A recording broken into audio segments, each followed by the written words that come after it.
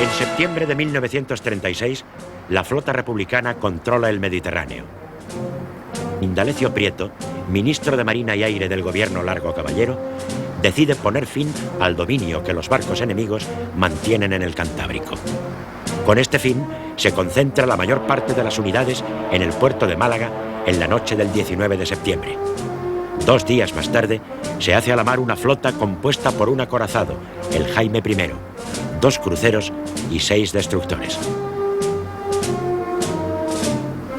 El 24, las unidades llegan a Gijón y Santander, donde, como luego en Bilbao, descargan armas y municiones.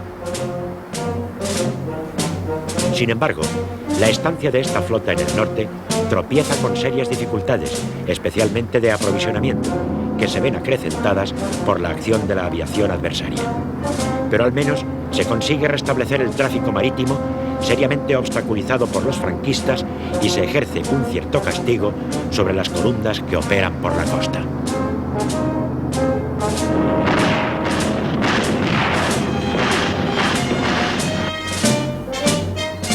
Paralelamente a la marcha de la flota republicana hacia el Cantábrico, Mola y el jefe de la flota, Francisco Moreno, deciden el envío a la zona del estrecho de los cruceros Canarias y Almirante Cervera, con el objeto de romper el bloqueo, pasar un convoy de tropas y material de Ceuta a Algeciras, penetrar en el Mediterráneo e interferir con el tráfico marítimo republicano.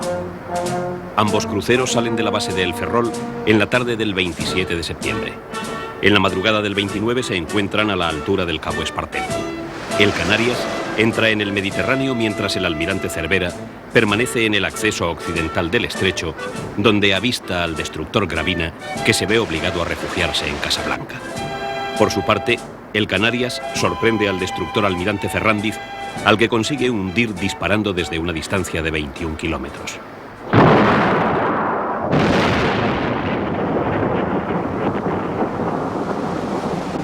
Inmediata consecuencia es la apertura del tráfico marítimo en el estrecho y el traslado masivo en las horas siguientes de hombres y material a la península, comunicación que se mantendrá durante toda la guerra.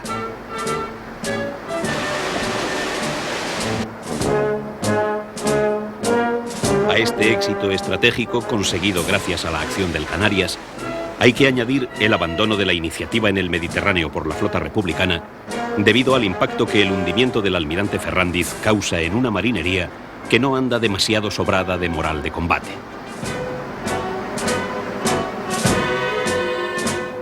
Indalecio Prieto dispone el regreso de la flota gubernamental, lo que se realiza el 13 de octubre, pero ni siquiera esta acción consigue recuperar la iniciativa en el Mediterráneo. Tras la caída de Toledo, la angustia se apodera del Madrid republicano. El ABC afirma: los fascistas que han vendido España tienen puestos sus ojos ávidamente en Madrid. No pasarán nunca. Jamás nuestras mujeres serán atropelladas por la morisma, ni nuestros hombres pasados a cuchillo. Madrid debe ser y será la tumba del fascismo.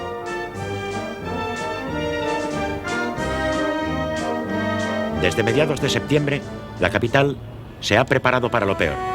El 13 de septiembre, Azaña firma un decreto reservado por el que se autoriza el traslado a lugar seguro de las reservas de oro del Banco de España.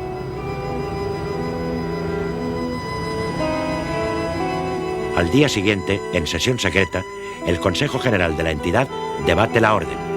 Los consejeros representantes de los intereses privados plantean objeciones y quejas. Mientras el Consejo del Banco delibera, se inicia el traslado de las reservas metálicas a los polvorines de la Algameca, en la base naval de Cartagena. La operación se hace bajo el control de fuerzas de carabineros y de milicias hasta la estación del mediodía. La primera expedición parte en la noche del 15. En total son 10.000 cajas, con unas 560 toneladas de oro, las que salen para Cartagena. El traslado se efectúa con disciplina, honradez y meticulosidad.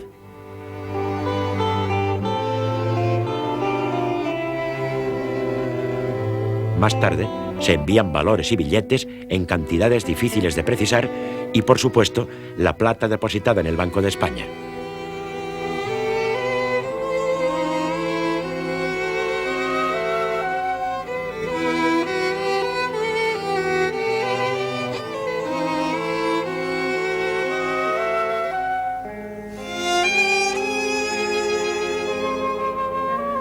La operación termina el 6 de noviembre.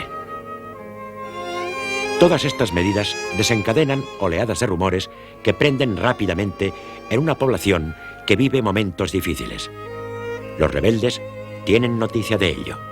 El gobierno republicano pone en marcha una amplia campaña de concienciación.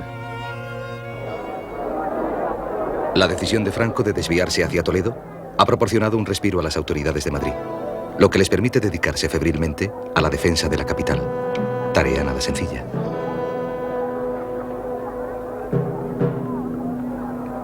El objetivo primordial es obvio: cerrar el camino a los soldados de Franco y preparar la ciudad para la resistencia.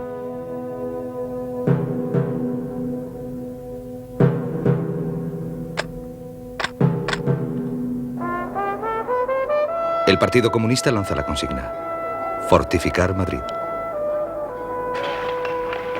Sus principales dirigentes, José Díaz y La Pasionaria, se incorporan a las brigadas de voluntarios que abren trincheras en torno a la capital, sobre todo por los campos adyacentes a la carretera de Toledo, eje natural del avance enemigo. Tan pronto como quedan abiertas, son ocupadas por milicias de voluntarios.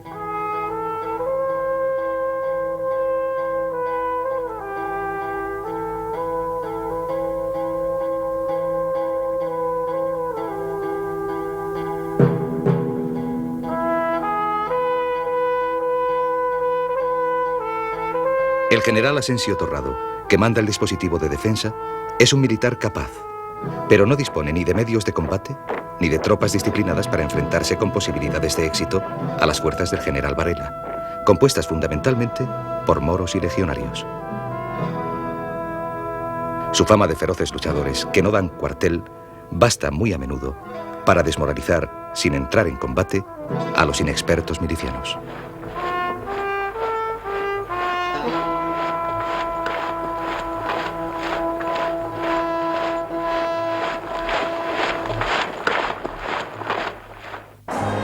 Las pruebas de la intervención en España de las potencias fascistas y las derrotas republicanas provocan un amplio movimiento de solidaridad en casi todo el mundo a favor de la República. La guerra es presentada como un capítulo más de la pugna entre fascismo y antifascismo, entre reacción y progreso, entre democracia y totalitarismo. En tierras de España confluye en aquel momento el palpitar de la época. Pero esta solidaridad no consigue detener los avances territoriales de los sublevados. En otoño, desparramados entre las milicias, se encuentran no más de 1 millar de voluntarios extranjeros, sobre todo franceses, alemanes o italianos exiliados. Figuran por lo general en las unidades anarquistas, en las del POUM, Partido Obrero de Unificación Marxista, y del PSUC, Partit Socialista Unificat de Cataluña. También hay polacos, checos, yugoslavos. Entre ellos se hallan personas con formación militar y experiencia de la Gran Guerra, pero su impacto es mínimo. No compensan el ritmo de la ayuda extranjera que recibe Franco. Entre el 10 y el 28 de septiembre parten de Alemania 6 expediciones más. En octubre aumenta el ritmo de envíos. Algunos días salen 2 barcos. De forma continua se expande el volumen de la intervención alemana. En la segunda mitad de septiembre aparecen las primeras unidades del ejército de tierra. El contingente alemán llega a ser de medio millar de hombres dotados en ocasiones de material muy moderno. También los italianos intensifican sus envíos. El general Mario Roata se entrevista con Franco y da vía libre a las peticiones de este.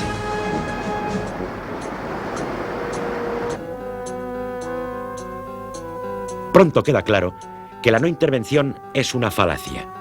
El ministro de Estado Julio Álvarez del Valle protesta ante los gobiernos alemán, italiano y portugués. Exige a los restantes gobiernos europeos el levantamiento del embargo a las exportaciones de material de guerra. Ante la Sociedad de Naciones, los representantes republicanos detallan numerosas vulneraciones de la no intervención.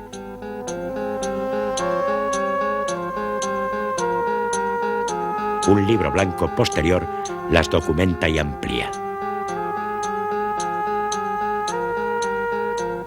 Ante la escalada de las potencias fascistas, la Unión Soviética decide tomar cartas en el asunto.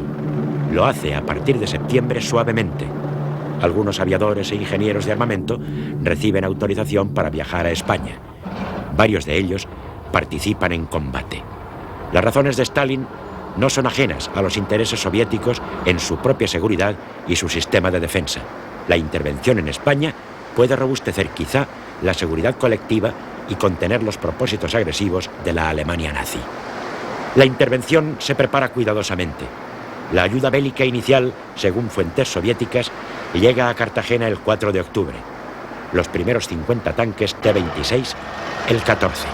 En el Comité de Londres, los soviéticos afirman que las violaciones repetidas del acuerdo de no intervención convierten a este en inexistente de hecho y anuncian que si no cesan inmediatamente las violaciones, la Unión Soviética se considerará liberada de los compromisos derivados de la no intervención.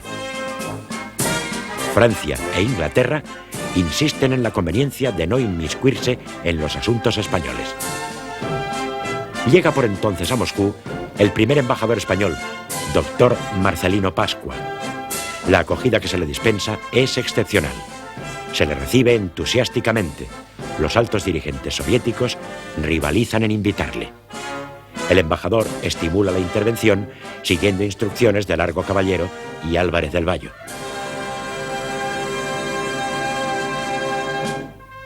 A la intervención directa hay que añadir la que presta la Tercera Internacional. Por iniciativa del comunista francés Maurice Thoré, se forman unidades militares integradas por voluntarios extranjeros. Rápidamente se montan en Francia los canales de reclutamiento de lo que serán las brigadas internacionales. Los primeros voluntarios llegan a España el 12 de octubre procedentes de Marsella. Albacete es la ciudad elegida como base general de las brigadas. El líder comunista francés, André Marty, hombre violento, asume las funciones de alto control político. Con él colabora la élite de los profesionales de la revolución, casi todos comunistas, como Luigi Longo y Hans Weimler, entre otros. Solo Pietro Nenni es socialista.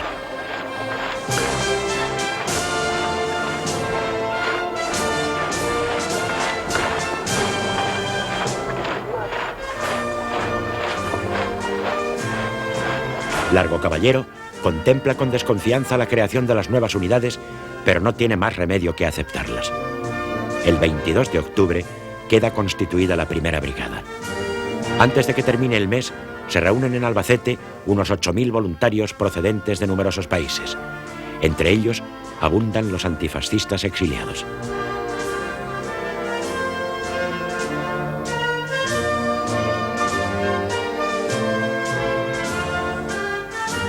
La contrarreacción soviética, réplica a la escalada ítalo-alemana, permite al gobierno republicano ponerse realmente en condiciones de compensar el creciente potencial bélico franquista. Rápidamente se estrechan las relaciones hispano-soviéticas. Se suceden las visitas de combatientes republicanos a la denominada Gran Patria del Proletariado Mundial. Antonio María Esbert encabeza una delegación recibida con entusiasmo en Moscú, donde el desfile conmemorativo de la Revolución de Octubre pretende ilustrar el poderío soviético. Los españoles son paseados en medio de homenajes constantes por coljoses, instituciones y diversas regiones. Contemplan cómo en las escuelas los niños siguen atentamente las peripecias del lejano frente español. El 14 de octubre, el general Franco denuncia ante el mundo lo que denomina la expoliación sin precedentes que hace el gobierno de Madrid de las reservas de oro. Ciertamente se está vendiendo al Banco de Francia el preciado metal en grandes cantidades para adquirir divisas con las que pagar suministros exteriores. Al día siguiente, Largo Caballero escribe al embajador soviético. Le pregunta si su gobierno estaría dispuesto a aceptar en depósito unas 500 toneladas de oro. Stalin responde afirmativamente mientras el primer material ruso se apresta a entrar en combate. Las decisiones han sido objeto de fuerte polémica. Tienen, no obstante, una justificación. Sin reservas de oro fácilmente movilizables, la República no podría continuar la guerra. En Francia amenazan nubarrones. No cabe excluir la posibilidad de que se adopten medidas legales que impidan las ventas de oro y, en cualquier caso, estas no hubieran sido secretas. El motor de la no intervención, Inglaterra, es descartable. Estados Unidos se encuentra en periodo de embargo moral. Suiza ha adoptado disposiciones no intervencionistas muy duras también en el plano financiero. Por añadidura, bancos anglosajones, especialmente el Midland Bank, sabotean los pagos de la República.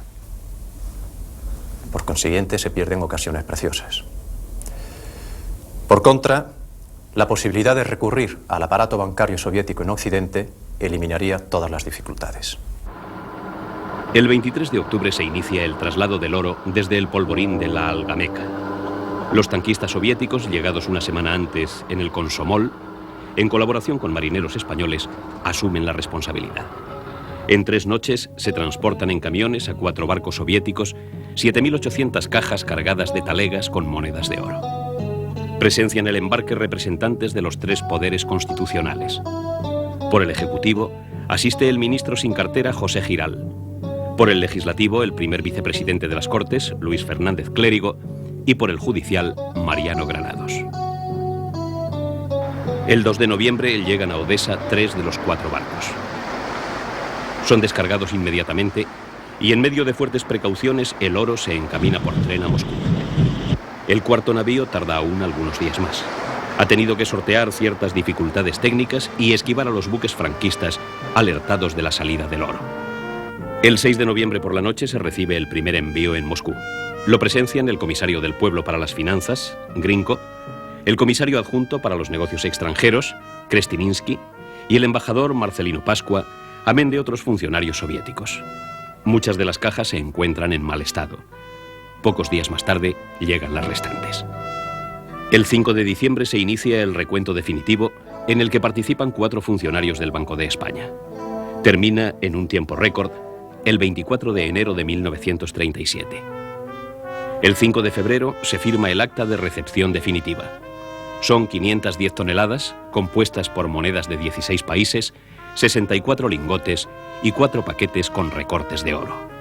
Equivalen al 75% del metal que se encontraba en Madrid al estallar la Guerra Civil. Su valor asciende a 518 millones de dólares de la época.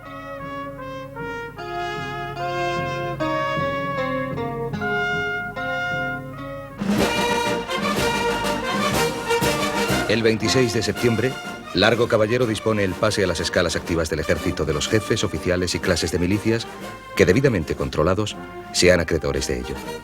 Al día siguiente firma un decreto sobre la formación del futuro ejército del pueblo. Pero un auténtico ejército republicano no llegará a operar como tal hasta más adelante.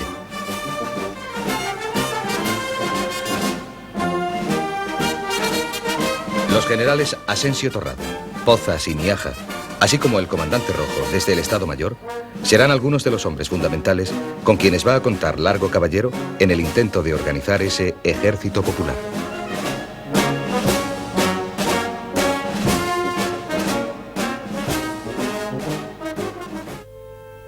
En Cataluña se forma el 27 de septiembre un nuevo gobierno como consecuencia de los intentos de terminar con los poderes paralelos. Se desea, por contra, robustecer el de la Generalitat, hasta entonces más formal que real. Poco antes, se ha suscrito un pacto de unidad entre la UGT, el PSUC, partido que ha aumentado considerablemente su influencia social, la CNT y la FAI.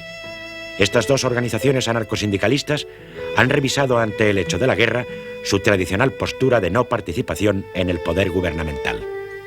Como consecuencia, en el nuevo gobierno están representadas todas las fuerzas políticas y sociales que en Cataluña se mantienen fieles a la República, excepto Estat Català y la democristiana Unió Democràtica.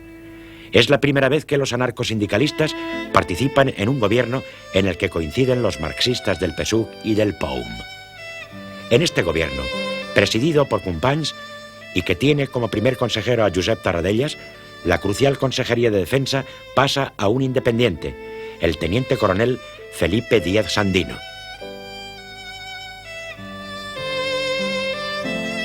El 1 de octubre desaparece el Comité de Milicias Antifascistas, cuyas funciones se traspasan al consejero de Defensa. Se ordena la disolución de los comités locales y de las patrullas de control que se integran en la policía oficial. Los ayuntamientos se recomponen según una fórmula similar a la del gobierno de la Generalitat. A pesar de estas medidas, no se consigue la eliminación total de los poderes paralelos.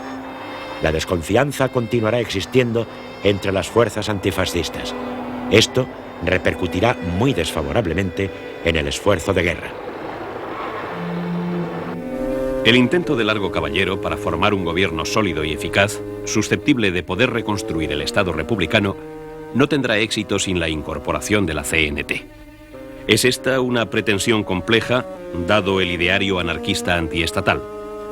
Hay que revisar los postulados anarcosindicalistas, lo que provoca tensiones en las filas confederales.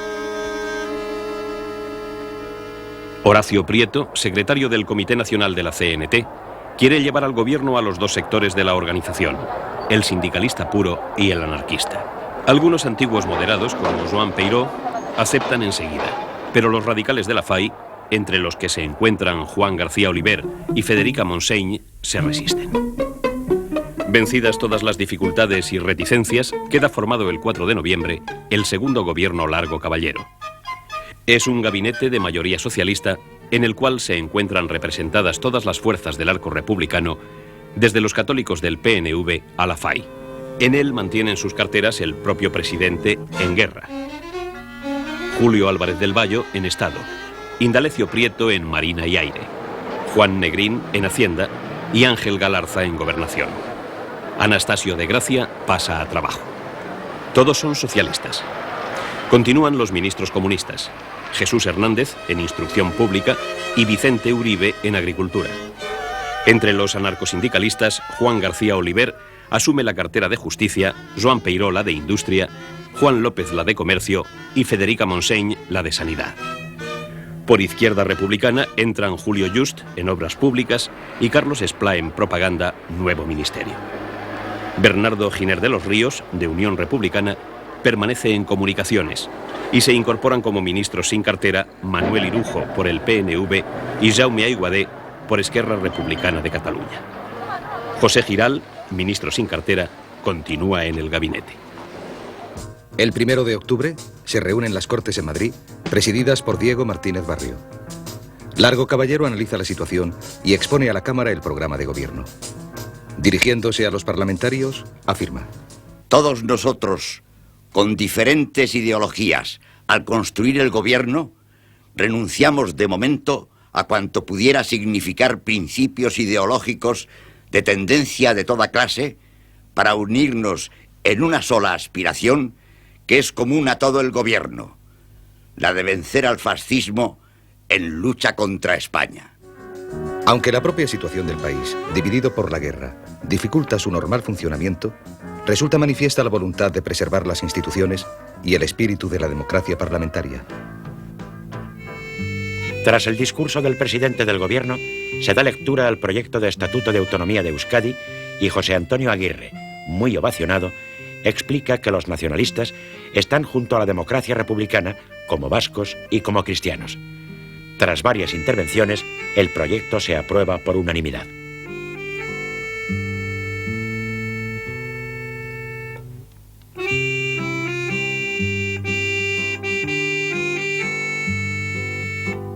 Una semana después, se constituye el primer gobierno autónomo vasco, aunque su autoridad queda prácticamente circunscrita a Vizcaya.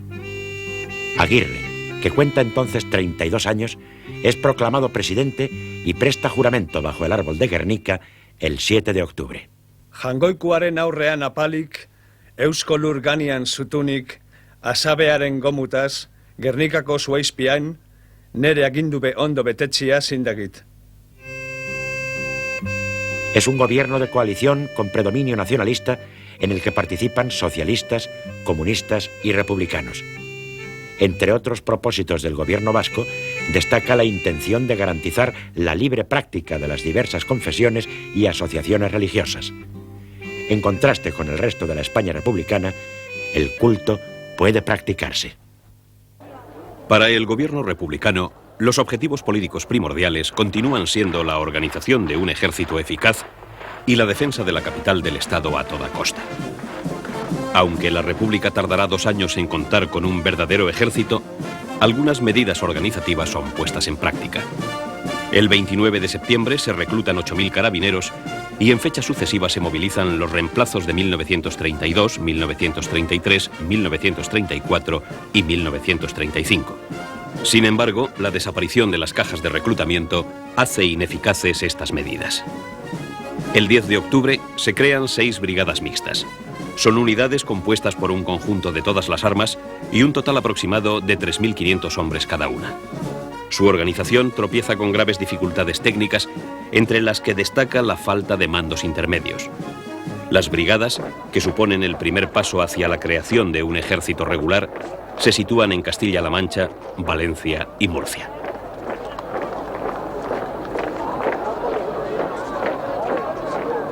El mando superior de las operaciones militares lo ejerce el ministro asistido por el Estado Mayor Central y el comisario general, al frente del cual se designa a Julio Álvarez del Valle, ministro de Estado.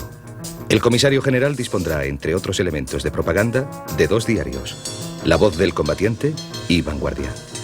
Una gran ayuda en este sentido será la publicación de El Mono Azul, hoja volante distribuida en las trincheras por la Alianza de Intelectuales de Madrid, en la cual colaboran los poetas y escritores de más renombre que han abrazado la causa de la República.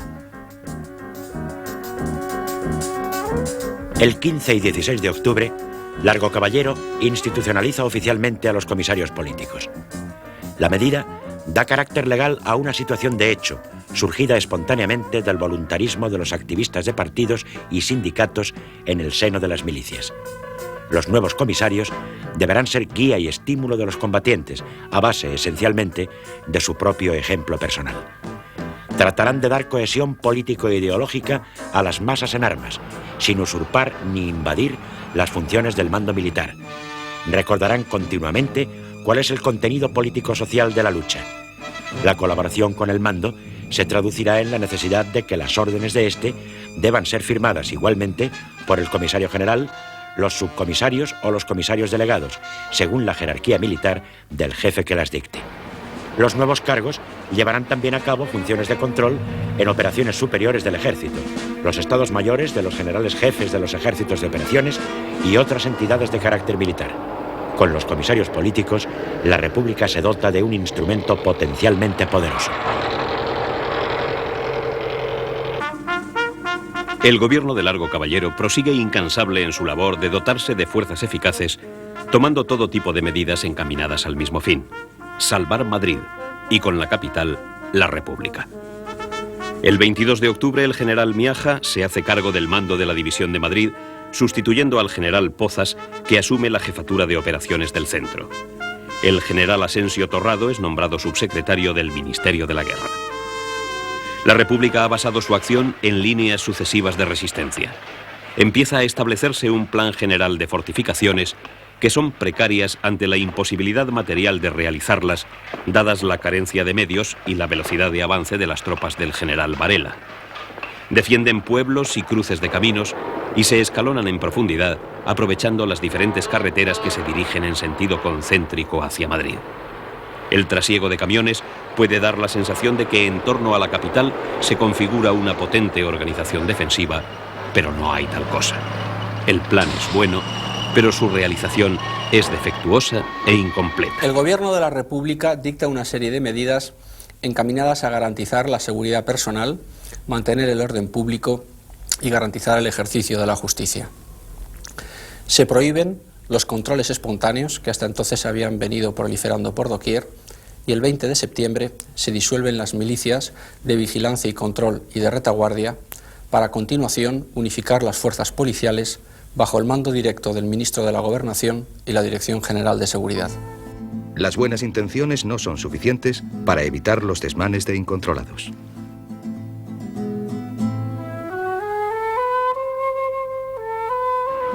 Y llegan a Madrid gentes del Valle del Tajo, de la Sagra, de las tierras del Alberche y del Tietar y hasta de los propios pueblos serranos. Son rostros y cuerpos curtidos, de niños, de ancianos, de mujeres, de hombres también. Les acompaña un triste cortejo de modestos ajuares y utensilios, incluso cabezas de ganado. Su desfile por las calles, con las miradas asombradas, despierta gran curiosidad. Sobre los carros se ven colchones, muebles, baúles. Es un espectáculo de signo inequívoco para los partidarios de lo que se llama causa franquista, de que, en contra de lo que anuncia la propaganda republicana, el avance del ejército de Franco progresa sobre Madrid. La situación es de una gravedad creciente. Los militares profesionales son mayoritariamente partidarios de abandonar la capital. Sin embargo, desde un punto de vista político, parece indudable que la defensa de Madrid tiene una importancia extrema.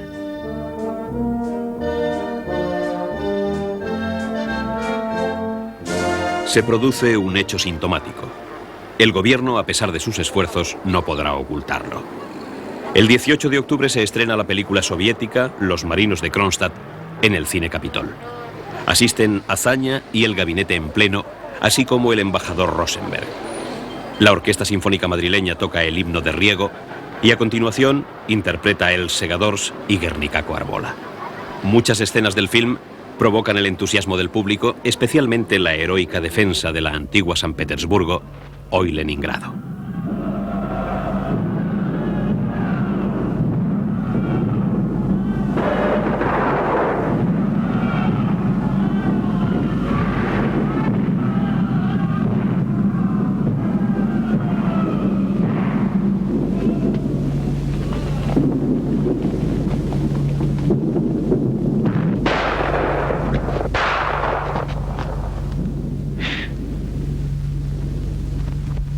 Llega entonces la noticia de la pérdida de Illescas y precipitadamente se reúnen los ministros. Poco después el presidente de la República sale del cine y rápidamente se sabrá que ha abandonado la capital. Al día siguiente, la prensa barcelonesa anuncia la llegada de Azaña a la ciudad condal. Una nota oficiosa trata de justificar la marcha como el inicio de una serie de visitas del presidente a los frentes de combate. Azaña es un hombre temeroso de caer en manos del enemigo. Se instala cerca de Barcelona en vez de hacerlo en Valencia como había convenido con el gobierno. Utiliza una finca particular llamada La Barata a 10 kilómetros de Tarrasa. Unas 3 veces por semana se trasladará a Barcelona, al Palacio de Pedralbes, para cumplir con sus obligaciones presidenciales. A partir de este momento, las relaciones entre la jefatura del Estado y el gobierno se hacen difíciles. Azaña no cree posible ganar la guerra, actitud que choca frontalmente con la imperiosa necesidad de galvanizar a la opinión pública, paso primordial para estimular la moral de combate. Abrumado por la tragedia de la contienda, Azaña deja de ser un líder político.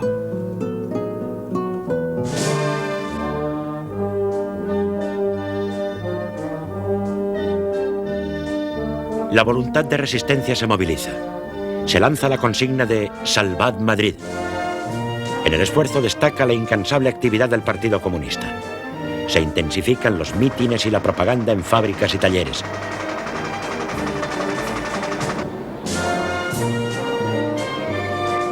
Proliferan los grupos con pancartas, las manifestaciones callejeras y los autos con altavoces que lanzan consignas. No queremos vagos, queremos milicianos. Los hombres a luchar, las mujeres a trabajar. Aparecen oradores improvisados en cines, teatros y cafés.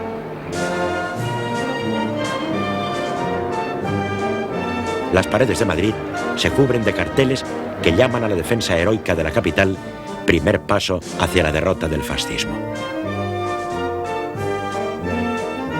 El 28 de octubre, Largo Caballero se dirige al pueblo madrileño. Afirma que ha llegado el momento.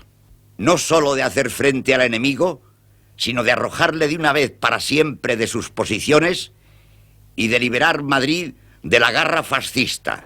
Anuncia la ofensiva y dice a las Fuerzas Armadas: ahora tenemos tanques y aviones.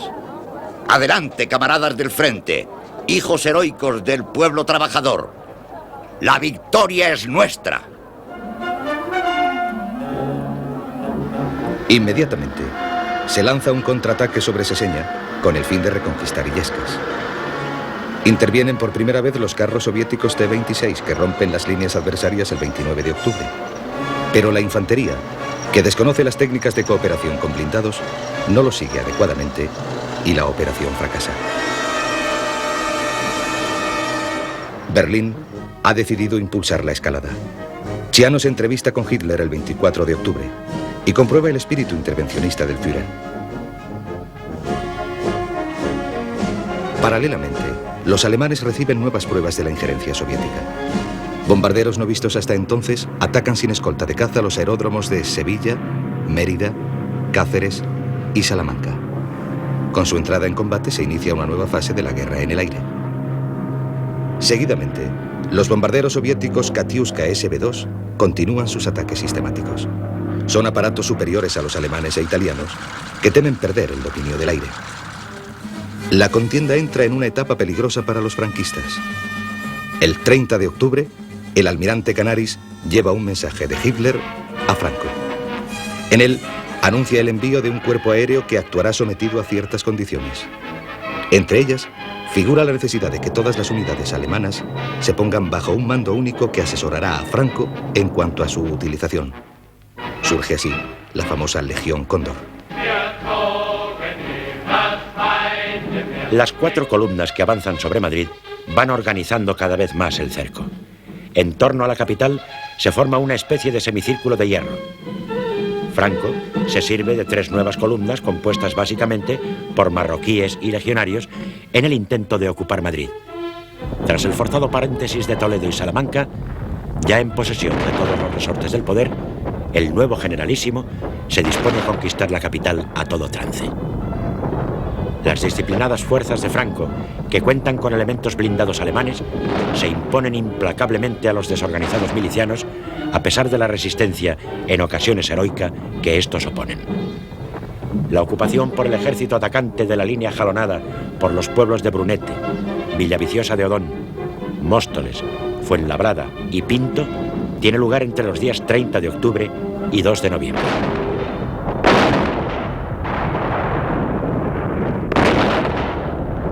La situación de la capital, amenazada a unos 10 kilómetros de sus barriadas extremas, es angustiosa.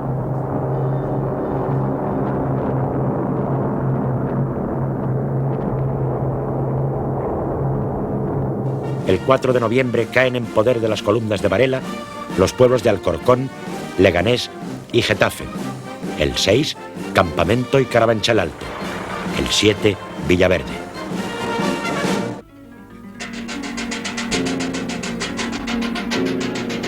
Son forzadas las cajas de alquiler del Banco de España. En condiciones de caos, muy diferentes a las de septiembre, cuando el traslado del oro, convoyes con valores, alhajas y objetos preciosos emprenden viaje a Cartagena. No cabe determinar el montante de lo incautado. Estimaciones franquistas posteriores mencionan hasta 160 millones de pesetas de la época.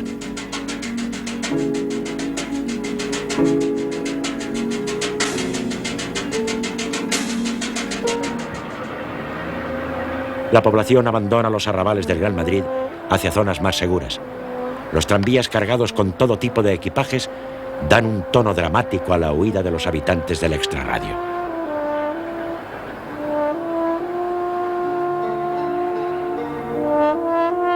A partir del 4 de noviembre, los acontecimientos en la capital de España se suceden a ritmo acelerado.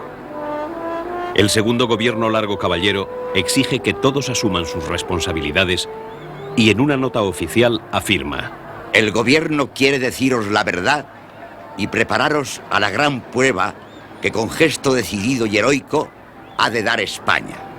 Se reconoce que el enemigo está a las puertas de Madrid y que la capital es ya un frente de combate. Se indica que Madrid sabrá responder en forma debida. Con que la capital lo quiera, y lo quiera España, el ataque puede quedar reducido a la impotencia.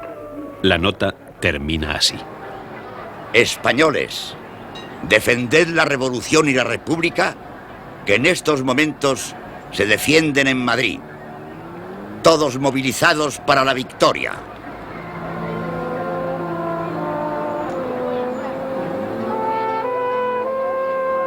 Sin embargo, el general Asensio Torrado, antes de ser nombrado subsecretario, manifiesta a Largo Caballero su opinión de que es imposible defender la capital. Esta idea pesa sobre el presidente. El día 6, a las 11 de la mañana, se reúne de nuevo el gobierno. Se decide entonces el inmediato abandono de Madrid, pese a la inicial oposición de algunos ministros. La guerra golpea ya la capital en forma de combates aéreos y del castigo de la artillería. La salida del gobierno es vista por los madrileños como una huida precipitada, aunque la evacuación de las personas y documentación básica se hace discretamente. En Tarancón, un control de milicianos anarcosindicalistas entiende que la marcha de los ministros es una cobardía y una deserción. Algunos son detenidos, vejados y amenazados. Peiró y López deben retroceder. Álvarez del Valle se ve cubierto de injurias. Prieto sale al día siguiente en avión desde Algete. En Valencia se celebra Consejo de Ministros el día 8. Carlos Esplá, ministro de Propaganda, justifica el traslado en función de los informes militares y del deseo de sacrificar todo a la eficacia en la conducción de la guerra. El día 6 de noviembre, a las 3 de la tarde, el general Miaja, jefe de la División de Madrid, es llamado por Largo Caballero. 4 horas después, será llamado por su subsecretario, el general Asensio. La entrevista dura hasta las 8:30. En ella está presente también el general Pozas. Asensio da a cada uno de ellos un sobre cerrado que contiene las instrucciones. Ese sobre no podrá abrirse hasta las 6 de la mañana del siguiente día 7, pero el general Miaja, anteponiéndose a Pozas, lo abrirá esa misma noche. Los sobres contienen 2 órdenes de operaciones. Se conoce la de Miaja y se deduce la de Pozas. A Miaja se le encomienda la defensa de la capital a toda costa.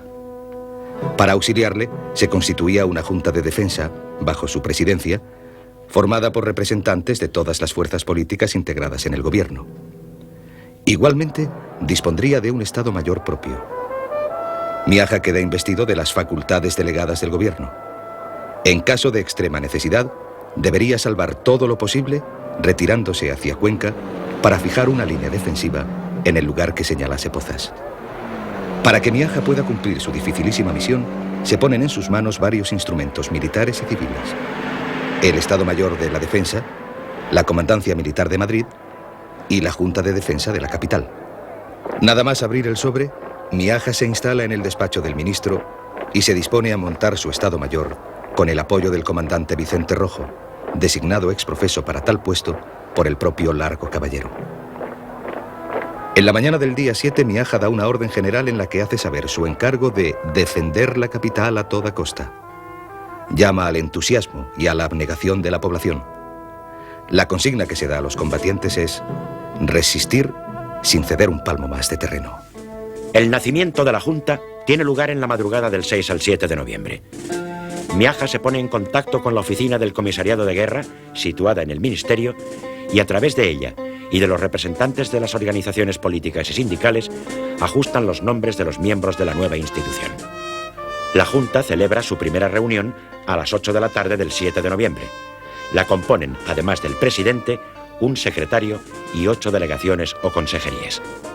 Sus titulares son militantes, en general poco conocidos y carentes de experiencia de gobierno. Tienen, sin embargo, fe en la victoria, decisión y gran capacidad de trabajo. La secretaría la asume Fernando Frade, del PSOE. Antonio Mige, del PC, se hace cargo de la Consejería de Guerra. Santiago Carrillo, de las Juventudes Socialistas Unificadas, va a Orden Público. El cenetista Amor Nuño asume Industrias de Guerra. El ujetista Pablo Yagüe, Abastecimientos. José Carreño, por Izquierda Republicana, se encarga de Comunicaciones y Transportes. Enrique Jiménez, de Unión Republicana, de Finanzas. Mariano García, de las Juventudes Libertarias, de Información y Enlaces. Y Francisco Caminero, por el Partido Sindicalista, se responsabiliza de Evacuación Civil. La propaganda y el entusiasmo invaden la capital de España. Rafael Alberti pone acentos épicos a la defensa de Madrid. Madrid, corazón de solo en él cabe la muerte.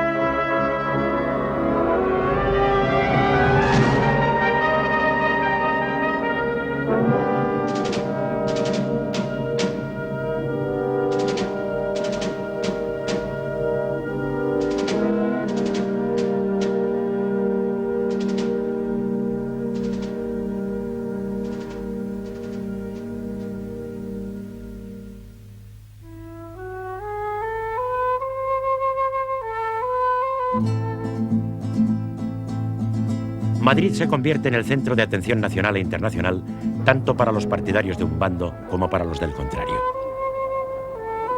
Entre los franquistas, la euforia es unánime. Radio Castilla de Burgos inicia una serie de emisiones con el título de Las últimas horas de Madrid. La prensa anuncia literalmente: se conoce con precisión ya la fecha fija de la entrada de nuestras fuerzas en la capital de España. El mando, como es lógico y prudente, guarda silencio impenetrable. Las emisoras de radio franquistas ridiculizan al general Miaja, encargado de la defensa de Madrid. Desde Sevilla le tildan de pobre viejo cobarde. Desde Salamanca se refieren a él como un general que usa fajín y gasta cincha. Desde Pamplona se contrapone la juventud del caudillo, que cuenta con 44 años, frente a un supuesto anciano de 58, que sin embargo sabe mostrarse enérgico en tan dramáticas circunstancias. Cuando alguien pregunta a Miaja ¿dónde debo retirarme en caso de necesitarlo?, recibe una respuesta numantina: al cementerio. Porque en efecto la consigna a las barricadas se ha convertido en una orden tajante: a las trincheras. Se combate a las puertas de Madrid. Desde el frustrado contraataque republicano sobre Seseña, la presión militar y psicológica sobre la capital se ha intensificado.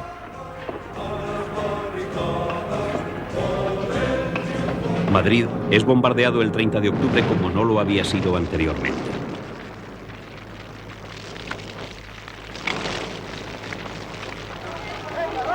Varias decenas de muertos son el trágico balance.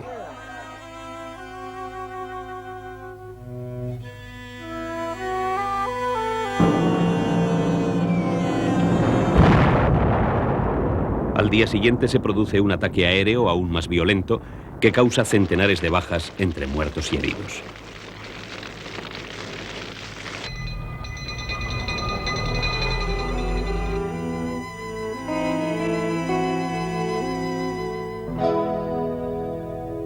El 4 de noviembre, las fuerzas de Franco alcanzan la línea Alcorcón-Leganés-Getafe. La caída de Madrid parece inminente. Sin embargo, en estos momentos se produce una auténtica movilización popular. Los partidos, los sindicatos, el Quinto Regimiento, las Juventudes Socialistas Unificadas, la FUE, Federación Universitaria Escolar, colaboran con entusiasmo en la perentoria tarea de elevar la moral de combate, insuflar fe en la victoria, organizar la lucha y canalizar la energía popular. En medio de esta febril actividad, la capital cambia su rostro y adquiere un color inequívocamente guerrero.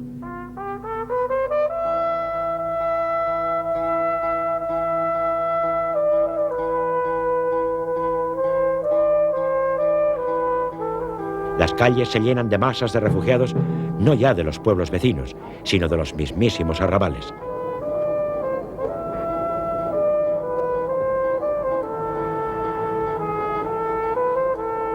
Automóviles abarrotados, tranvías y carros repletos de trastos ponen de manifiesto el traslado de la población madrileña a zonas más seguras, según las describen en las proclamas que la aviación enemiga deja caer.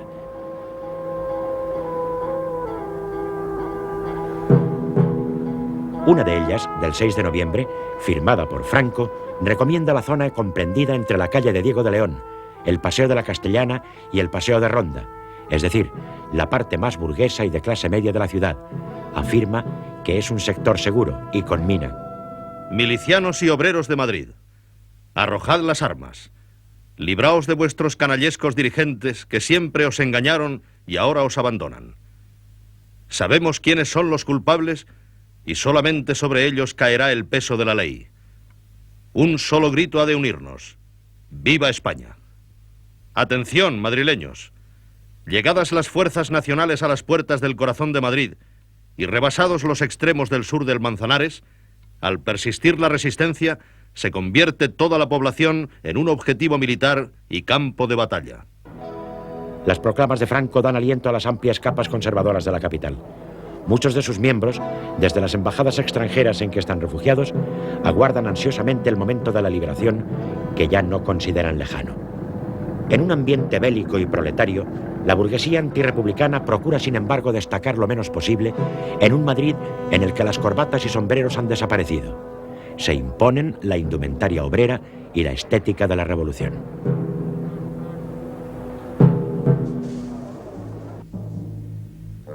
Una de las noches más tensas de la guerra es la del 6 al 7 de noviembre. Miaja y Rojo toman el mando efectivo de las operaciones. El primero como general jefe y el segundo, ya ascendido a teniente coronel, como su jefe de Estado Mayor.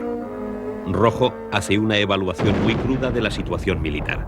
Se desconocen los medios de la defensa, no se sabe dónde están las unidades, se ignora el volumen de fuerzas e incluso dónde se encuentra situada la línea del frente. Miaja y Rojo se rodean de jefes competentes y se disponen a rehacer en un día lo que se llevaba meses destruyendo.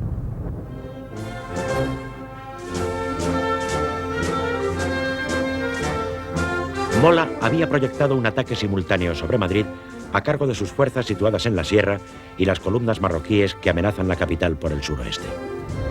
En cambio, se elige otra maniobra.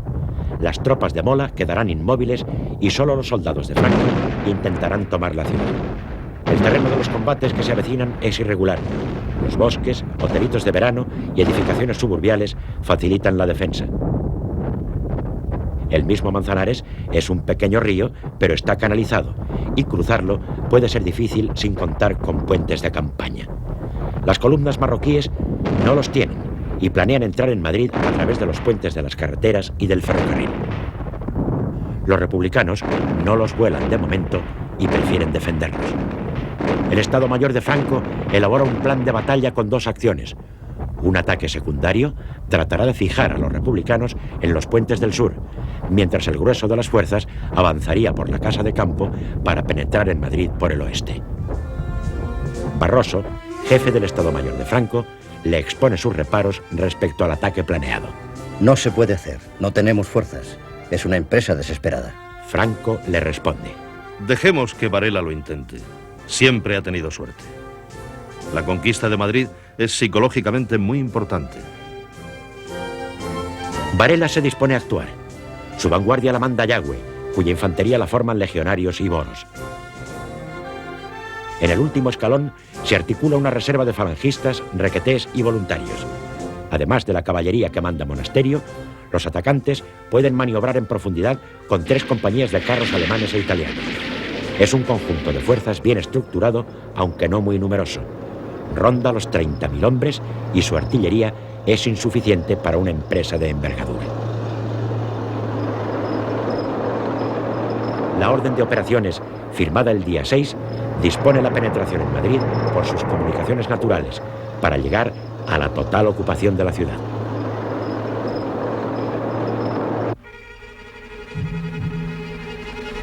De la defensa se hacen cargo fuerzas muy heterogéneas.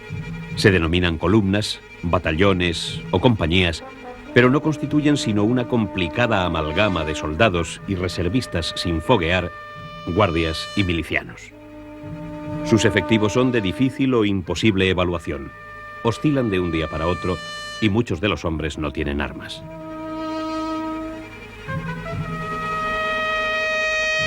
Una de sus mayores debilidades está en el mando. Al frente de las columnas hay militares profesionales: Bueno, Prada, Rovira, Escobar, Clairac, Romero, Barceló. Pero por debajo de ellos solo hay voluntad y entusiasmo. Los mandos intermedios son fundamentalmente militantes políticos y sindicales, suboficiales y, en algún caso, oportunistas.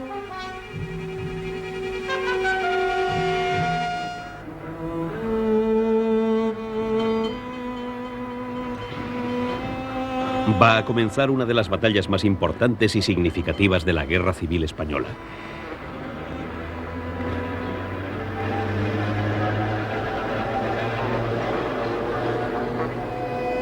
La vida cotidiana se transforma. Un poeta que vive en Madrid da testimonio de ello. Yo vivía en un barrio de Madrid con campanas, con relojes, con árboles. Desde allí se veía el rostro seco de Castilla como un océano de cuero. Mi casa era llamada la Casa de las Flores porque por todas partes estallaban geranios. una mañana todo estaba ardiendo. Y una mañana las hogueras salían de la tierra devorando seres. Y desde entonces fuego. Pólvora desde entonces. Y desde entonces sangre. Venid a ver la sangre por las calles. Venid a ver la sangre por las calles. Venid a ver la sangre por las calles. El poeta se llamaba Pablo Neruda.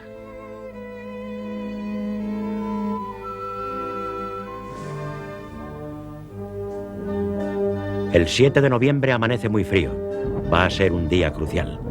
Las tropas franquistas desencadenan la ofensiva y llegan hasta los puentes de Segovia y de la carretera de Andalucía, pero no logran cruzarlos.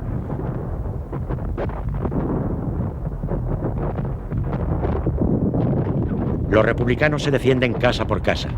Las columnas de Asensio Cabanillas, Castejón y Delgado Serrano atacan desde el sur por Villaverde y Carabanchel, mientras que por el oeste, las tropas que manda directamente Yagüe intentan penetrar por la Casa de Campo.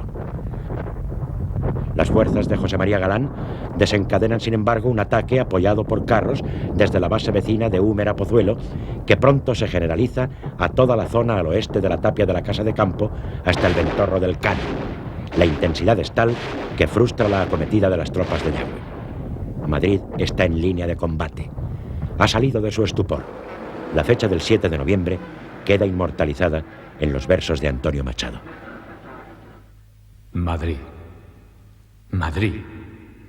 Qué bien tu nombre suena, rompeolas de todas las Españas.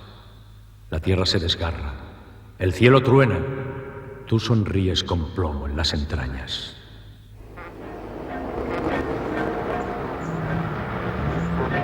Al caer la tarde, uno de los carros italianos es puesto fuera de combate en la carretera de Extremadura.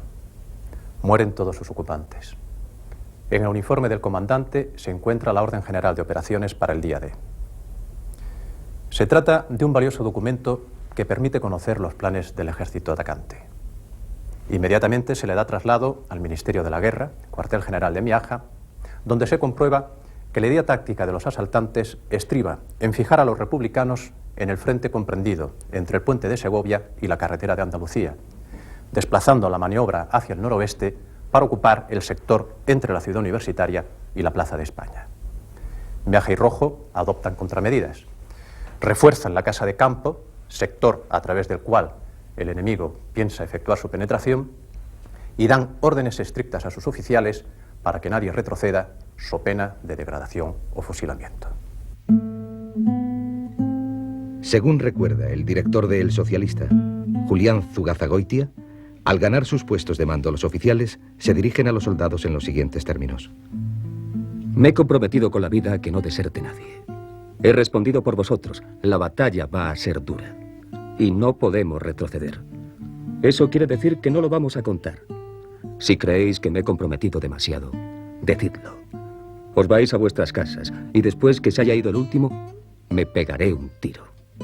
Si queréis quedaros conmigo, a morir juntos, habremos salvado Madrid. Y ya que no nosotros, nuestros hijos serán libres. ¿Os quedáis? Las respuestas afirmativas suenan por doquier, secas y tajantes.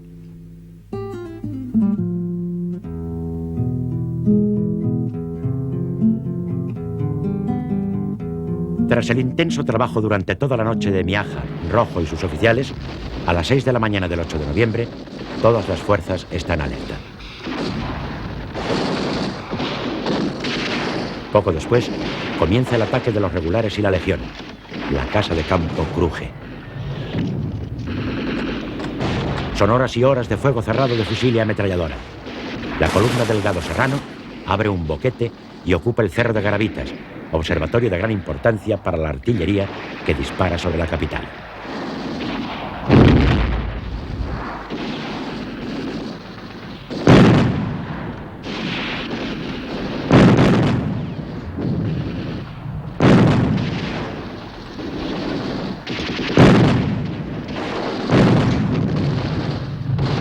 La aviación rebelde atacante sorprende a Miaja y a sus colaboradores en la plaza de la Moncloa a donde se han trasladado para hacerse visibles e infundir ánimo a las tropas.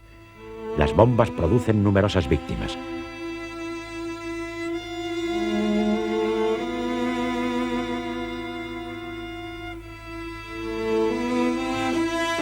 Miaja, sucio de polvo, va hacia los soldados que se retiran y pistola en mano les increpa. ¡Atrás, cobardes! ¡A vuestros puestos! Al que dé un paso hacia la ciudad, lo mato. ¡Atrás, cobardes! ¡A morir a vuestra trinchera! ¡A morir conmigo! Rápidamente se corre la voz. Está aquí Miaja. Viene a morir con nosotros. Es una sacudida eléctrica que da valor a los pusilánimes.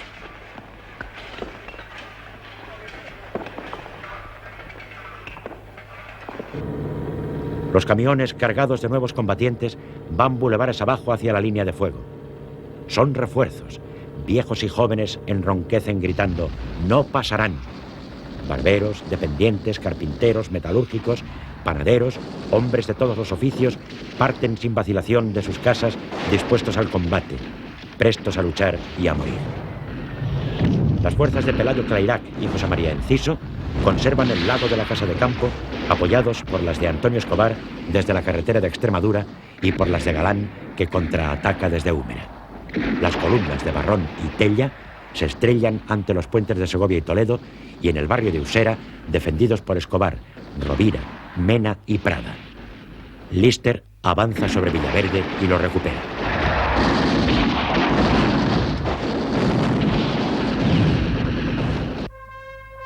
El día 8, mientras la aviación franquista castiga las posiciones republicanas de la Casa de Campo, batallones que obedecen a voces de mando extranjeras se dirigen a sus puestos de combate. A veces son hombres maduros, excombatientes de la Primera Guerra Mundial. A veces jóvenes idealistas. Llegan de todos los pueblos de Europa. Son los internacionales.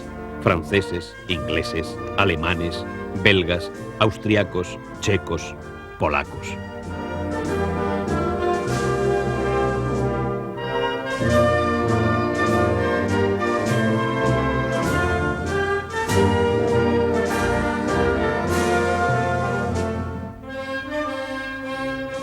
Rafael Alberti saluda su generosidad con célebres versos.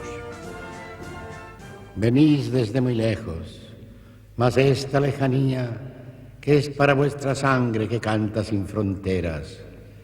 La necesaria muerte os nombra cada día, no importa en qué ciudades, campos o carreteras. De este país, del otro, del grande, del pequeño, del que apenas el mapa da un color desvaído, con las mismas raíces que tiene un mismo sueño, sencillamente anónimos, y hablando habéis venido. No conocéis siquiera el color de los muros que vuestro infranqueable compromiso amuralla. La tierra que os entierra la defendéis seguros, a tiros con la muerte, vestida de batalla. Quedad, que así lo quieren los árboles, los llanos, las mínimas partículas de la luz que reanima un solo sentimiento que el mar sacude. Hermanos, Madrid con vuestro nombre se agranda y se ilumina.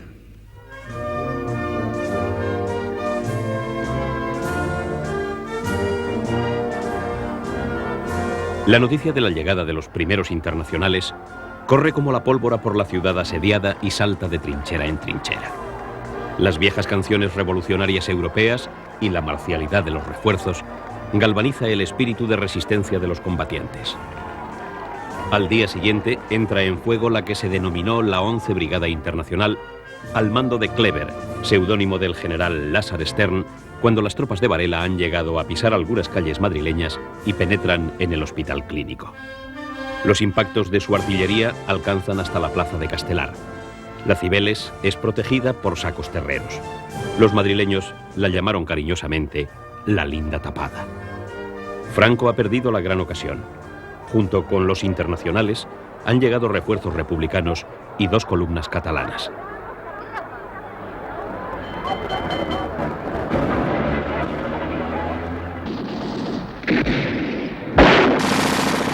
Durante los días 9 y 10 continúan los combates. La aviación franquista castiga duramente el cuartel de la montaña. las estaciones del ferrocarril del Norte y Atocha, el paseo de Santa María de la Cabeza y la franja comprendida entre el Campo del Moro, al sur del Palacio Real, y el río, desde el Puente del Rey al de Segovia.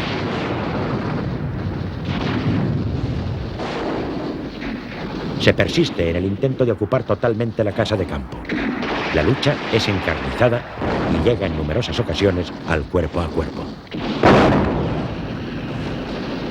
A pesar de que en el combate intervienen modernos elementos de guerra, como los carros y la aviación, el grueso de las operaciones descansa en planteamientos anticuados debido a que la mayor parte del armamento es individual.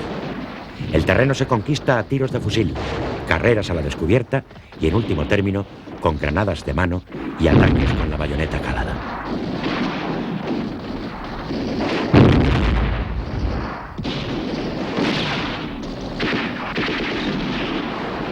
El avance espectacular de las tropas de África solo había tenido dificultades en el asalto a Badajoz. Ante Madrid, las maniobreras unidades de Marruecos, entrenadas para una guerra fluida y en campo abierto, se enfrentan a un reto que no pueden superar. A partir del 10 de noviembre, los defensores reciben nuevos apoyos.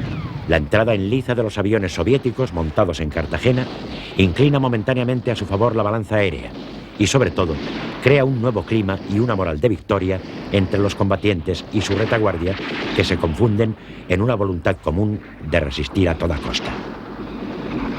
El intento de penetración el día 10 por las fuerzas atacantes supone un fuerte desgaste y la jornada del 11 transcurre sin actividad en el sector principal. No obstante, la artillería continúa el bombardeo y se presiona sobre las carreteras de Carabanchel, Toledo y Andalucía.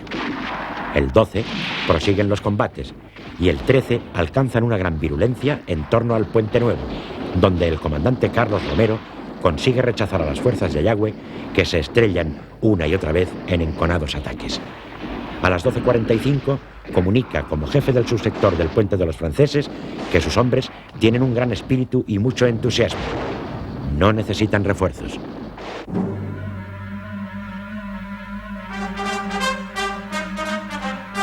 El mismo día llegan desde el frente de Aragón los primeros efectivos de la columna Durruti, aureolada de la máxima devoción popular, más un batallón de voluntarios andaluces.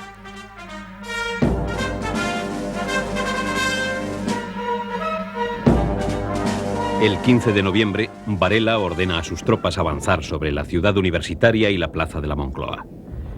Las preceden una gran preparación artillera y el bombardeo intenso de la aviación. Miaja y Rojo tratan de expulsar de la casa de campo a las fuerzas invasoras y en especial de reconquistar el Cerro de Garavitas, punto clave para dominar el terreno inmediato a la capital.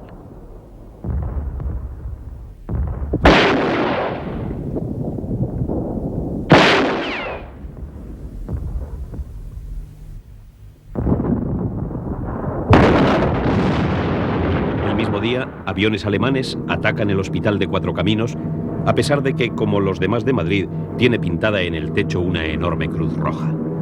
Causan centenares de bajas. El bombardeo sistemático de la población civil introduce una nueva dimensión en la lucha, mientras en los cielos madrileños los aviones alemanes, italianos y soviéticos se disputan la hegemonía aérea.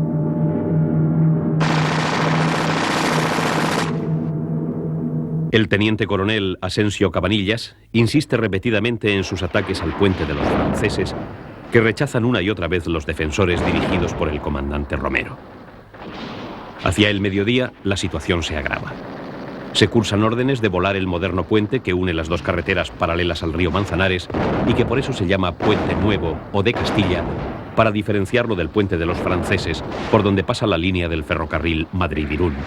Por la tarde, tras un nuevo bombardeo, los carros franquistas consiguen vadear el río seguidos de los regulares de la columna Delgado Serrano, que obligan a retirarse a las fuerzas de Durruti y alcanzan la Escuela de Arquitectura y los campos de deportes. En la mañana del día 16, las fuerzas atacantes llegan a la casa de Velázquez y a la Escuela de Ingenieros Agrónomos. Sin embargo, la penetración resulta ineficaz ante la inquebrantable resistencia de los hombres de Romero.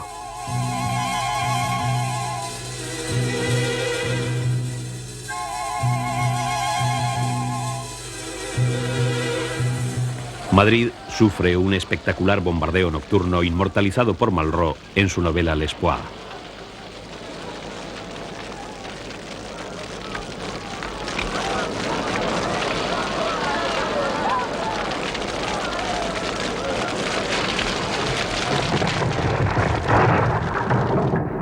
La jornada del 17 es sin duda la más dramática y sangrienta.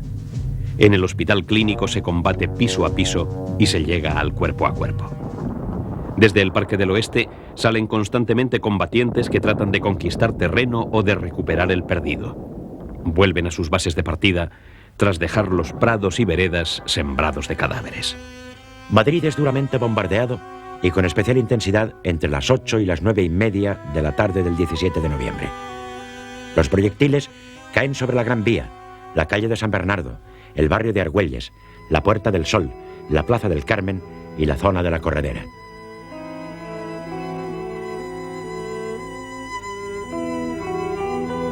El balance es dramático y asciende a casi 1 millar de bajas.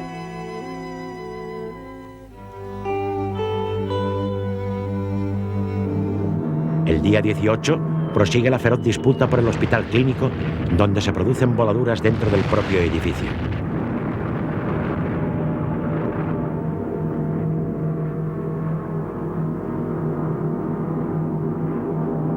La pugna se convirtió en un forcejeo tan sangriento como inútil. El general Miaja felicita en la orden del día a Carlos Romero, a quien asciende a teniente coronel, y le entrega el mando de la 4ª Brigada Mixta y del sector comprendido entre el puente de Segovia y el de los franceses. Romero ha resistido imperturbable durante 3 interminables días y sustituye al comandante Arellano, que, herido de gravedad, fallece en el hospital.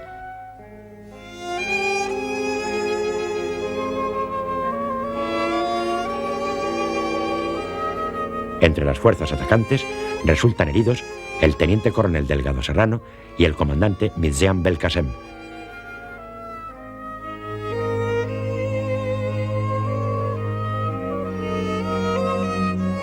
En los días siguientes continúan los combates, si bien con menor intensidad, dado el agotamiento de atacantes y defensores.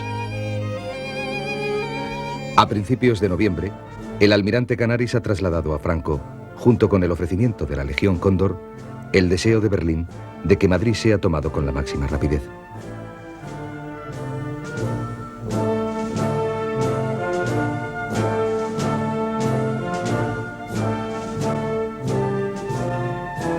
Con la capital en manos de Franco, el Tercer Reich y la Italia mussoliniana, que han concertado su intervención en España, podrán reconocer diplomáticamente al gobierno de Burgos.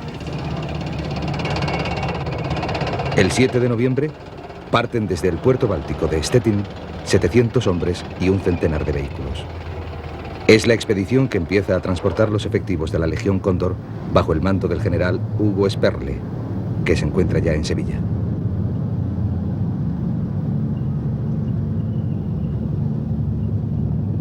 En el curso del mes de noviembre salen por lo menos otros 25 barcos con casi 4.000 hombres, numerosos vehículos, aviones y cerca de 10.000 toneladas de material de guerra. Son refuerzos importantes, integrados bajo un mando único, ansiosos de dejar muy alto el pabellón alemán. El gobierno de Londres es también consciente de la importancia que tiene la caída de Madrid. El secretario del Foreign Office, Anthony Eden, juega con la idea de reconocer a Franco en cuanto tome la capital. La embajada británica recibe instrucciones de establecer contacto con las nuevas autoridades militares. De hecho, la batalla de Madrid centra la atención internacional y ocupa las primeras páginas de los periódicos del mundo entero. Fluyen a la capital de España los corresponsales y enviados especiales de los diarios y revistas más prestigiosos. Muchos de ellos escribirán ampliamente sobre su experiencia española. El general Varela invita a numerosos periodistas extranjeros a contemplar el bombardeo de Madrid. La pugna bélica se prolonga ya en otra batalla no menos dura, la de la propaganda.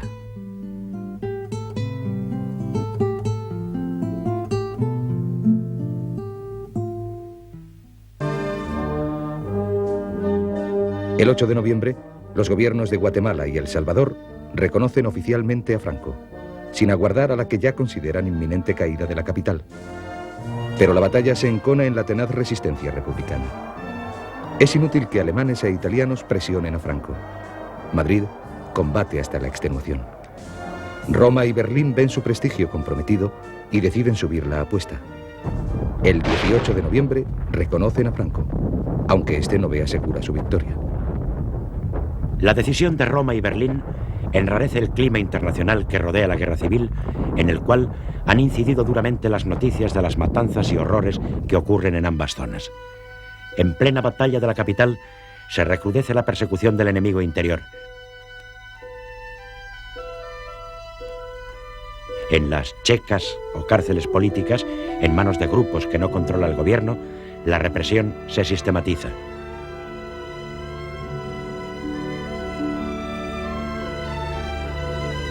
Algunas de ellas, como la del Marqués de Riscal, las mandadas por los linces de la República, o las famosísimas Brigadas del Amanecer que dirige Agapito García Atadell, introducen un nuevo elemento de terror en la población antirrepublicana e incluso en los adictos al régimen. Entre las víctimas de la represión a finales de octubre figuran el líder fascista Ramiro Ledesma Ramos y el destacado intelectual conservador Ramiro de Maeztu, uno de los más brillantes pensadores de la derecha española. En el contexto de confusión y tensiones que vive Madrid en los primeros días de noviembre, ante el asalto de las unidades del Ejército de África, los bombardeos incesantes y la marcha del gobierno a Valencia, con lo que conlleva la dispersión de la autoridad, tiene lugar también uno de los episodios más trágicos de la guerra civil en la zona republicana. Las matanzas que acontecen en Paracuellos del Jarama, un pueblecito de los alrededores de Madrid que desde entonces se convierte en símbolo.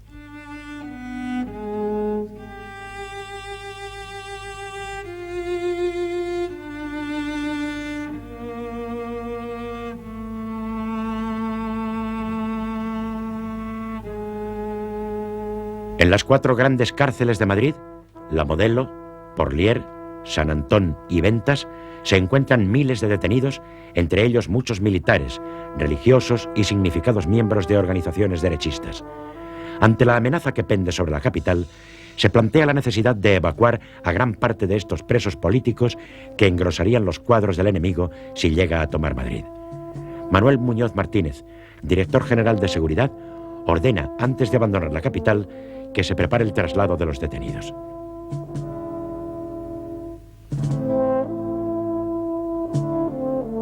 Funcionarios de la Dirección General de Seguridad trabajan febrilmente desde el día 5 en el examen de fichas y en la confección de listas.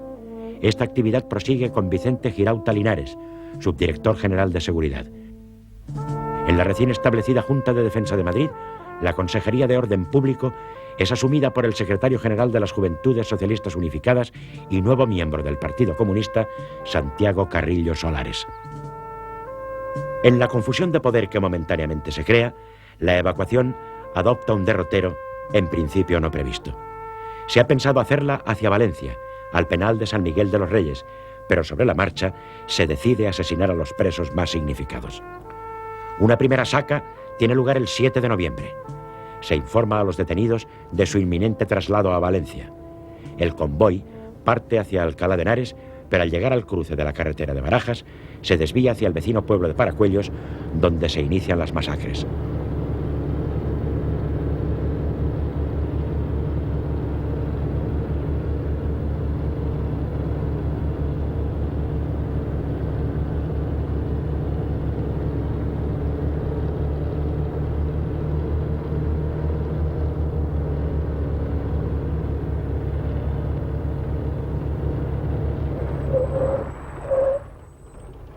En los días siguientes, estas se continúan allí mismo y se extienden incluso a Torrejón.